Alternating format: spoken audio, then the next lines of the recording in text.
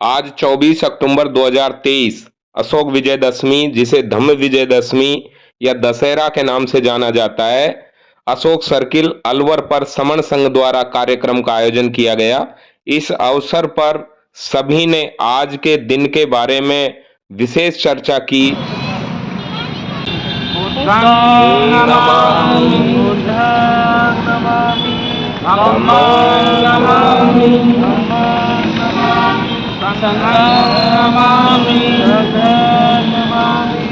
एक साथ बोलेंगे सभी। नमो तस्से भगवतो अरहतो सम्मा संबुद्धस्से।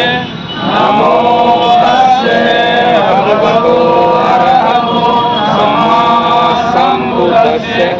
नमो तस्से भगवतो अरहतो सम्मा संबुद्धस्से। बुद्धं शरणं गच्छामि, धम्मं शरणं गच्छामि, संघं शरणं गच्छामि, द्वितीयं नमामि, संघं नमामि।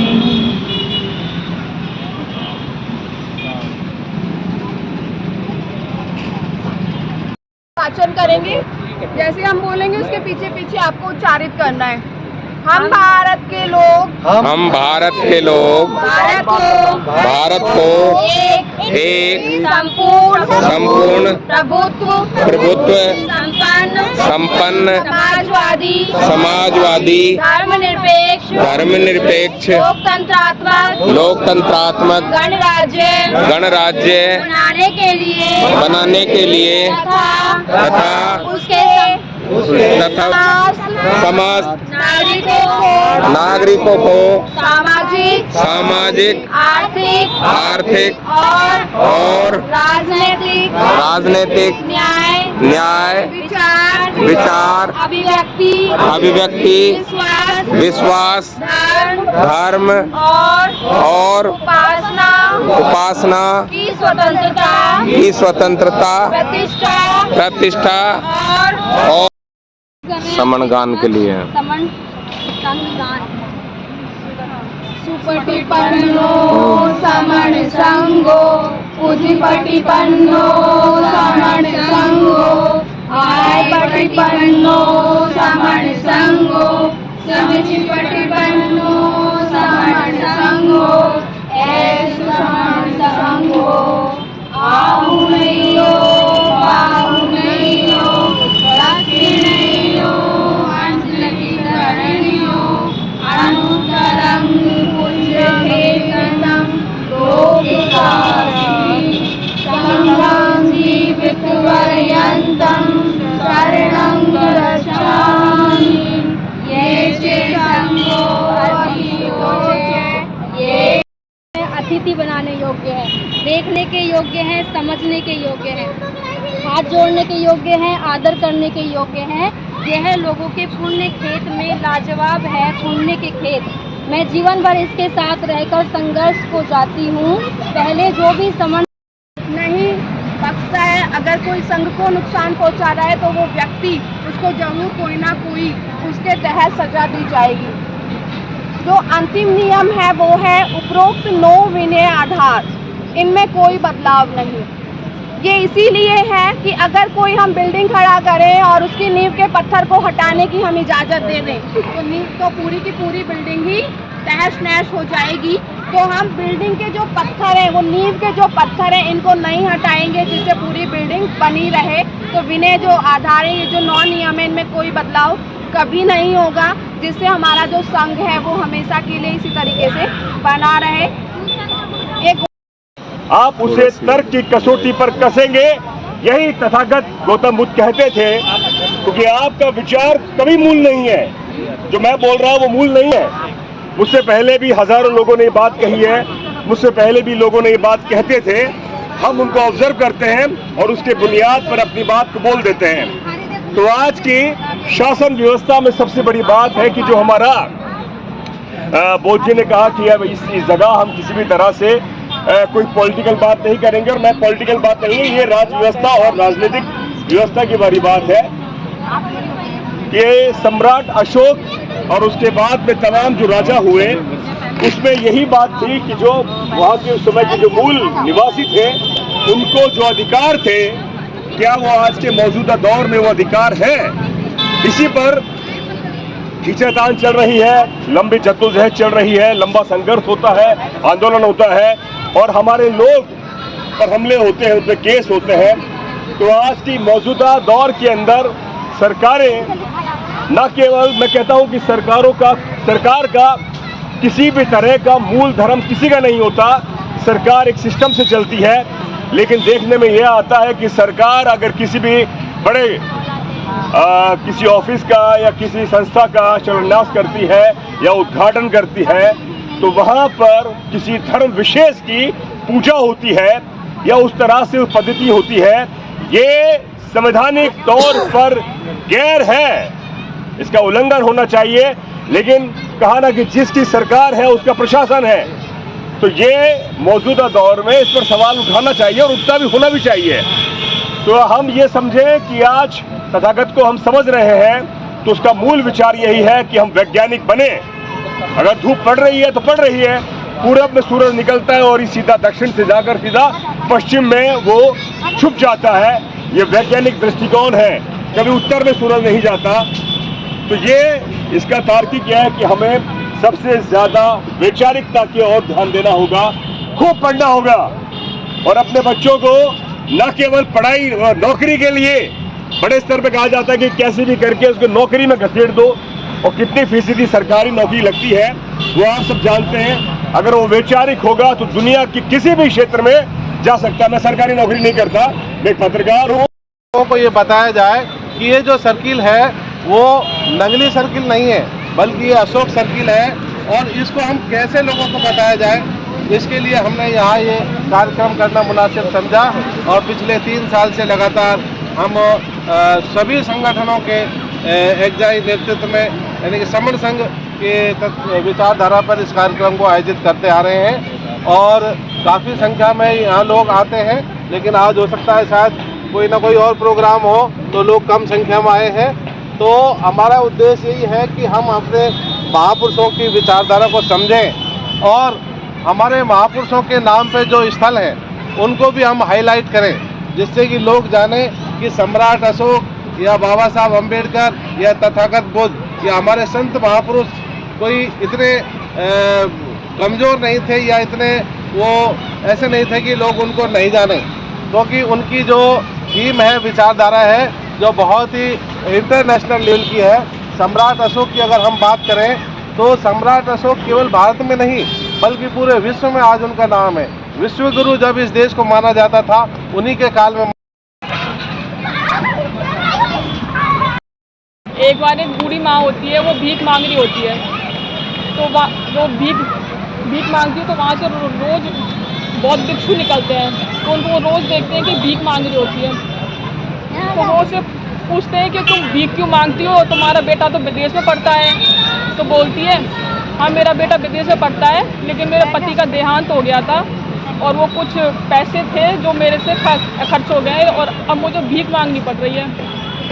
तो बहुत भिक्षु पूछते हैं कि आपका बेटा विदेश में नौकरी कर रहा है तो आपको कुछ बेचता नहीं है क्या वो? तो वो कहती है कि वो हर महीने एक रंग बिरंगा कागज़ बेचता है। तो भिक्षु को बोलते हैं कि आप उसका करती क्या हो? तो बोलती है कि मैं तो उसको अपनी दीवार पर लगा देती हूँ। तो भिक्षु फिर उसके साथ में उसके घर जाते हैं और देखते हैं कि उसने पूरी दीवार पे यानी 60 वो रंग बिरंगे कागज़ लगाए हुए थे। तो भिक्षु बोलते हैं रंग बिरंगे कागज़ों का मैं तो समझती हूँ क्या तुम, ये एक ही कागज़ 50,000 का यानी ड्राफ्ट है वो, तो इसको हम विड्रॉ करेंगे तो मनी मिलेगी हमें यानी पैसे मिलेंगे। तो उसी के जैसे हमारे समाज की वो कंडीशन है आज यहाँ की। हमने बाबा साहब और भगवान बुद्ध को अपनी दीवारों पर तो सजा लिया है, लेकिन उन्होंने जो क्या विचार दिए, क्या सिद्धांत दिए, उनको नहीं अपनाया हमें। तो हमें अधिक से अधिक बाबा साहब को पढ़ना चाहिए, भगवान बुद्ध को पढ़ना चाहिए और हमें अंधविश्वास छोड़कर वैज्ञानिक की ओर जाना चाहिए। जय भीम, नमो बुद्धाय। बहुत बहुत जो मोटो लेके चलते हैं उसमें एकता, यूनिटी जिसकी होनी चाहिए वो नहीं है। अभी देखिए आपने वो आरएसएस की एक रैली जा रही थी, मैंने और साहब को काम जिक्र किया था कि समण संघ की ऐसी रैली हम निकाल सकते हैं। तो जैसे हमारी एक जो इस समय रैली निकली थी तो पूरे शहर में तहलका मच गया था। तो ऐसी महीने 2 महीने में एक आध रैली हमारे समण संघ की निकलनी चाहिए ताकि लोगों को पता लगे कि हम क्या हैं। अभी जो एक हिंट हमारे पास है कि हमारा एक जो हमारे महेश जी हैं ये कुछ चुनाव के विचार कर रहे हैं, तो वहाँ हमें वो समण संघ की आवश्यकता पड़ेगी। हमें सबको एक हो जाना है।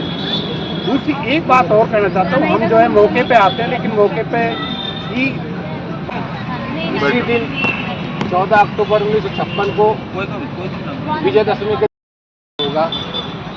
इसी के तहत अभी 31 अक्टूबर को बहुत बड़ा धम्म भूमि की तरफ से बहुत बड़ा कार्यक्रम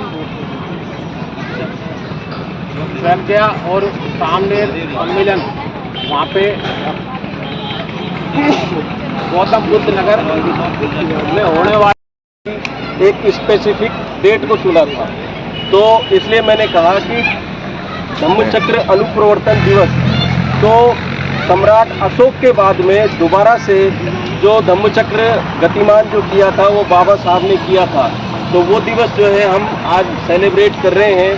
एक बार फिर से आप सभी को शुभकामनाएं।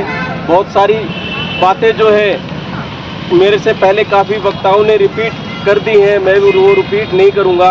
तो मैं सीधा जो है एक सूचना के माध्यम से मेरा जो वक्तव्य है वो ख़त्म करूँगा।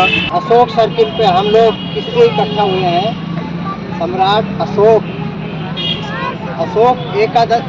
विजयदशमी, जिसको ये लोग दशहरे से मना रहे हैं, जो अभी रैली जा रही थी, इसको हम अशोक विजयदशमी के नाम से मनाते हैं। अशोक विजयदशमी क्यों है? कि जब सम्राट अशोक ने कलिंग का युद्ध जीत लिया था तो उसमें लाखों लोगों को मार दिया गया था, जिसमें बच्चे भी थे, बूढ़े भी थे, बुजुर्ग भी थे, महिलाएं भी थे। उसके बाद सम्राट अशोक कलिंग के महल में प्रवेश करने के लिए जा रहे थे।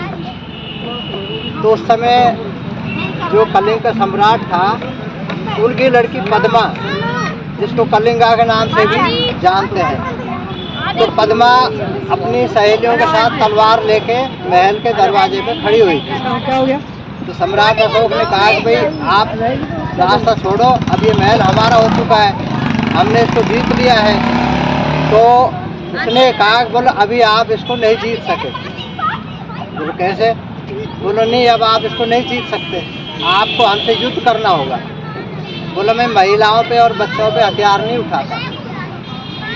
तो सम्राट अशोक ने कहा कि मैं महिलाओं और बच्चों पे हथियार नहीं उठाता। तो पद्मा ने ये कहा कि बोलो आप बच्चों पे और महिलाओं पे हथियार उठा चुके हो आप, कि कितनी बहनों के भाई युद्ध में मारे गए, कितनी औरतों के जो पति हैं वो युद्ध में मारे गए।